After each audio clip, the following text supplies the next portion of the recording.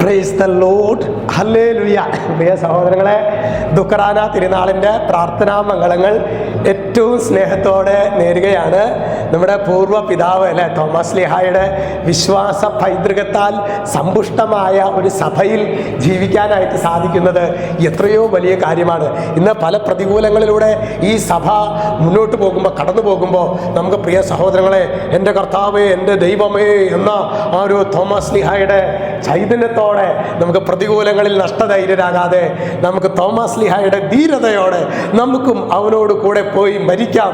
ഈ ഒരു വചനം നമുക്കും ഈ ഒരു കാലഘട്ടത്തിൽ അന്വർത്ഥമാക്കത്തക്ക വിധത്തിൽ ജീവിക്കാനായി പരിശ്രമിക്കാം.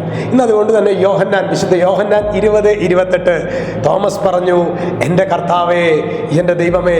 എപ്പോഴാണ് ശരിക്ക് ഈശോയെ അതുപോലെ അനുഭവിച്ചറിഞ്ഞ തോമസ് പറയുന്ന വചനമാണ് എൻ്റെ കർത്താവേ, എൻ്റെ ദൈവമേ. അപ്പോൾ യേശുവിനെ അനുഭവിച്ചറിഞ്ഞ ഒരു വ്യക്തിക്ക് മാത്രമാണ് എൻ്റെ കർത്താവേ, എൻ്റെ ദൈവമേ ഹൃദയം കൊണ്ട് പറയാൻ പറ്റും. ഇന്നൊരു പക്ഷേ നമ്മുടെ ജീവിതത്തിലെ ഏറ്റവും വലിയ ക്രൈസിസ് എന്താണെങ്കിൽ ഈശോയുടെ സ്നേഹം അനുഭവിച്ചറിയുന്നതിൽ തോമസ് ലീഹ അനുഭവിച്ചറിഞ്ഞതുപോലെ നമുക്കതിനുള്ള ആഗ്രഹം പോലും നഷ്ടപ്പെട്ടു എന്നുള്ളതാണ്. ഇന്ന് തോമസ് ലീഹയുടെ തിരുനാൾ ആഘോഷിക്കുമ്പോൾ, യേശുവേ, തോമസ് ലീഹയുടേതുപോലെ അങ്ങയുടെ സ്നേഹം അനുഭവിച്ചറിയാനായിട്ടുള്ള ഒരു ഉത്കടമായ ദാഹം, ഉത്കടമായ ഒരു അതിയായ ആഗ്രഹം ഞങ്ങൾക്ക് നൽകണമേ എന്ന് നമുക്ക് പ്രാർത്ഥിക്കാം. തോമസ് നാമധാരികളായ എല്ലാവരുടെയും നാമഹേതുക തിരുനാൾ കൂടിയാണെന്ന് നമുക്ക് പ്രത്യേകമായിട്ട് അവർക്ക് വേണ്ടിയൊക്കെ പ്രാർത്ഥിക്കാം. ആംഗണ്ടി ഒരു പള്ളി സെയിൻറ്റ് തോമസ് ചർച്ചാണ് കേട്ടോ. അപ്പോൾ നിങ്ങളെ പ്രത്യേകമായിട്ട് സ്വാഗതം ചെയ്യുന്നു. ഈശോ നമ്മെല്ലാവരെയും സമൃദ്ധമായിട്ട് അനുഗ്രഹിക്കട്ടെ.